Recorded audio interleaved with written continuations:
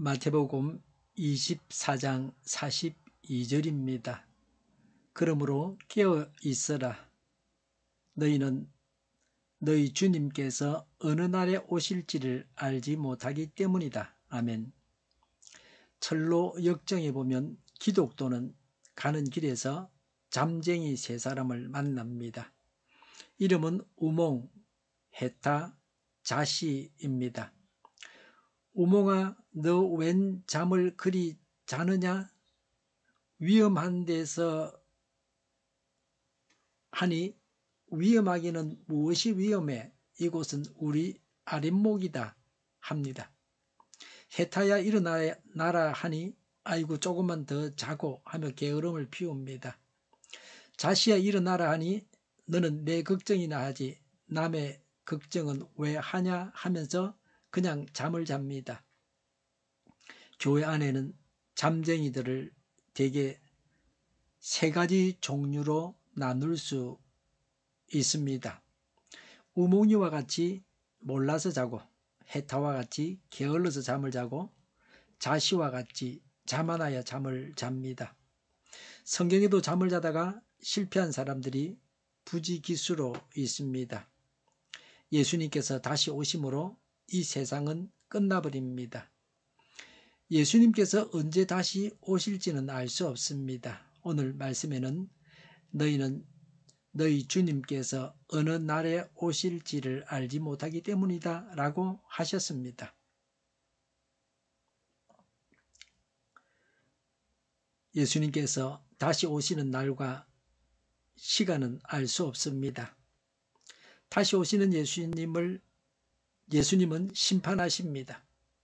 심판하러 오시는 예수님을 막기 위해서 깨어 있어야 합니다. 신앙의 잠을 자고 있어서는 안 됩니다. 어떻게 하면 깨어 있습니까? 잠을 자지 말라는 말씀이 아닙니다. 국가적으로 잠을 적게 자는 나라가 있습니다. 우리나라가 그런 나라 중에 하나입니다. 건강하기 위해서 야간에 밤에 7시간이나 8시간을 자야 됩니다. 이건 게으름이 아닙니다. 건강하기 위한 필수적인 요소입니다. 야간에 잠을 안 자고 일을 하면 당뇨병에 잘 걸리고 당뇨병에 걸린 사람은 잘 낫지를 않습니다. 그래서 무슨 일을 하든지 간에 나이가 들고 이런 분들은 꼭 낮에 일을 해야 합니다. 남보기에 좋지 않아 보여도 청소를 해도 낮에 해야지 밤에 하면 안 됩니다. 무슨 일이든 간에 아무리 돈을 많이 줘도 그렇습니다. 오늘 본문은 예수님이 언제 재림하실지 알 수가 없으니 깨어 있으라고 하셨습니다. 잠 안 자고 밤낮에 깨어 있으면 되는가? 그런 말씀은 아닙니다. 깨어 있는 것이 어떻게 하는 것인지를 말씀드리고자 합니다. 재림하시는 예수님을 맞이할 수 있는 상태가 깨어 있는 것입니다. 깨어 있는 것은 죄를 회개하는 것입니다. 많은 사람들이 죄가 뭔지를 모릅니다. 성경도 모르고 하나님도 모르고 그래서 죄가 뭔지를 알 수가 없습니다. 죄를 인권이라고 그렇게 말하기도 합니다. 교회 지도자라고 하면서 그렇게 말하는 사람도 있습니다. 예수님께서 재림하셔서 심판하셔도 왜 영원한 고통을 당해야 하는지를 알지 못하는 사람들입니다. 교회에 출석하면서도 죄를 회개하지 않습니다. 죄 문제를 해결하지 않고 쌓아두고 계속해서 죄를 지으면서 살아갑니다. 믿지 않는 사람처럼 살아갑니다. 죄 짓는 것이 무슨 상 받을 일이나 되는 것처럼 착각합니다. 그런 착각 가운데 살아가고 있습니다. 죽는 줄 모르고 죽으려고 안달하는 사람입니다. 이런 사람은 신앙의 잠을 자는 것입니다. 고백하지 않은 죄가 있어서는 안 됩니다. 신앙생활은 사람이 애쓰는 것만으로는 안 됩니다. 하나님의 능력으로 신앙생활을 해야 합니다. 그래서 하나님의 능력을 힘입기 위해서는 먼저 철저하게 회개해야 합니다. 온전히 죄를 용서받아야 합니다. 숨겨놓은 죄가 있어서는 안 됩니다. 죄 가운데 생하면서 죄를 용서받지 않는 것은 신앙의 잠을 자는 것입니다. 죄를 고백해야 합니다. 잘못했다고 시인해야 합니다. 용서를 빌고 용서해 주심을 믿고 감사해야 합니다. 새로운 삶을 살겠다고 결단해야 합니다. 남에게 피해를 줬으면 보상해 줘야 합니다. 이렇게 죄를 용서받아야 합니다. 하나님과 나 사이에 가로막힌 죄의 담이 없어야 합니다.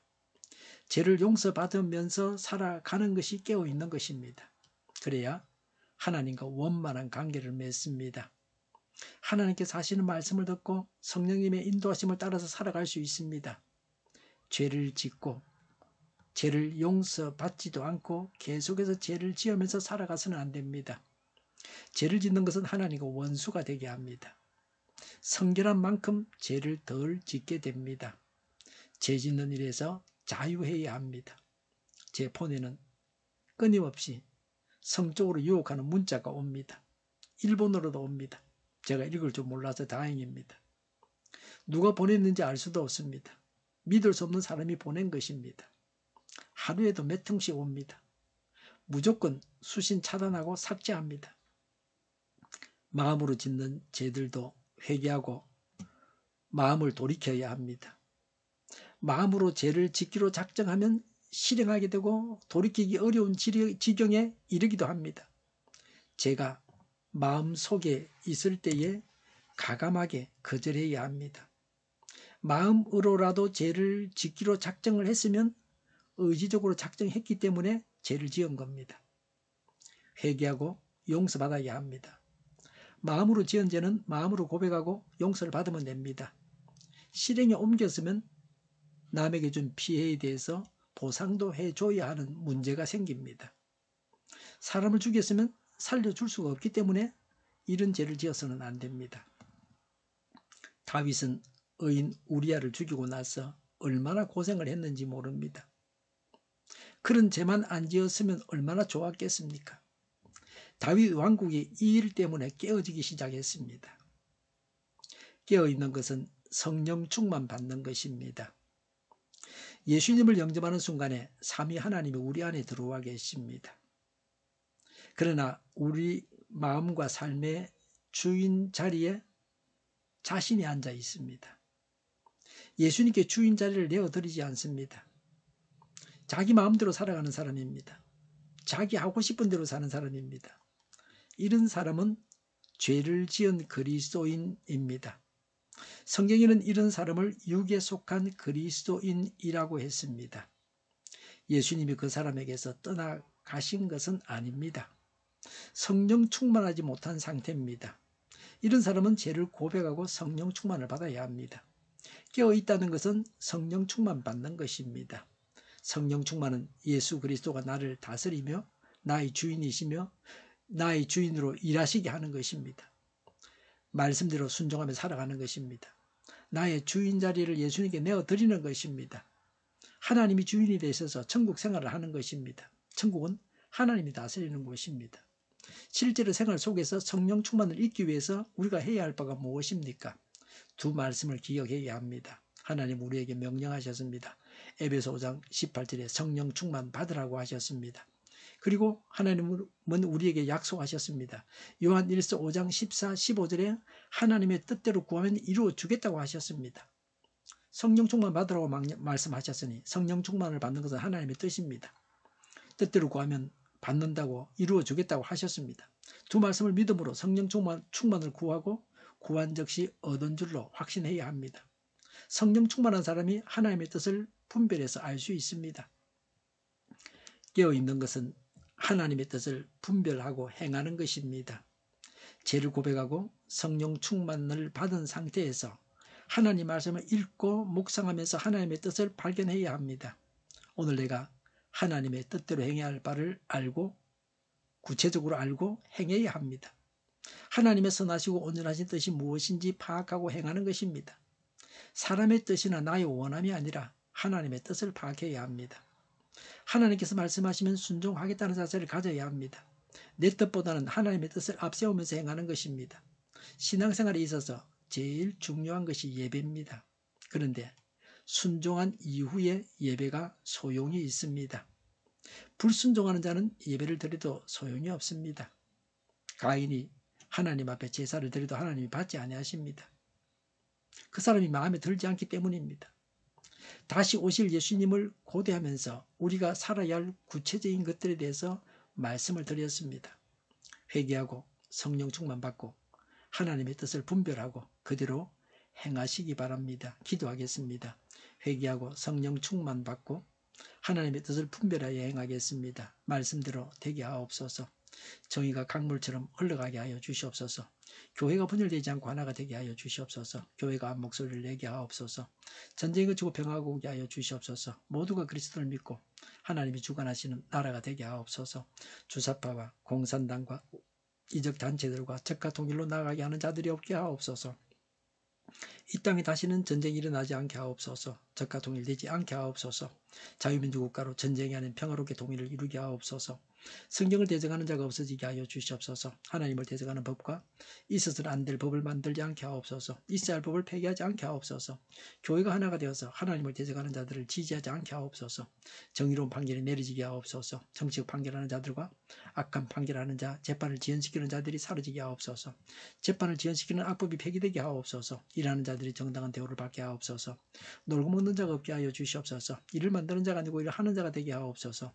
파업과 시비가 그치게 하옵소서. 나라를 망하게 하는 모든 규제들이 사라지게 하옵소서. 눈먼 지도자, 악한 지도자, 어리석은 지도자, 자기 배만 불리는 지도자, 나라를 망하게 하는 지도자가 사라지게 하옵소서. 앞을 보고 선한 것을 분별해서 알고 앞길을 제시하고 섬기는 지도자만 있게 하여 주시옵소서.